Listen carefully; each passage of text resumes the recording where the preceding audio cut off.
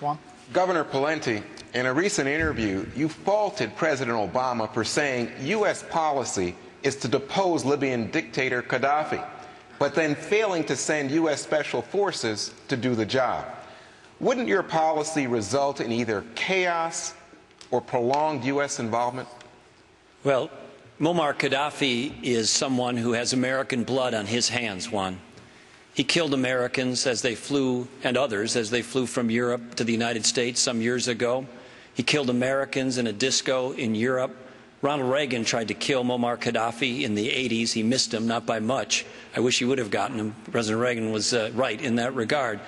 I called for the establishment, or at least the threat, of the no-fly zone. I think one of the first national voices to do so on March 7th.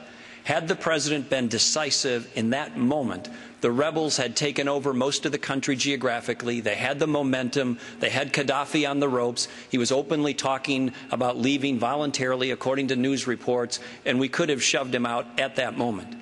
Now, what the president did is waited the better part of a month. He waited for the Arab League to give him permission. He waited for the United Nations to pass a resolution, and then he made the mistake of saying, and by the way, American policy is to make Gaddafi go, but now he has his hands tied by the United Nations and has subordinated our decision-making and options to that pathetic organization in many respects. I would never put the United States in that untenable position. If the president says Gaddafi must go, he must go.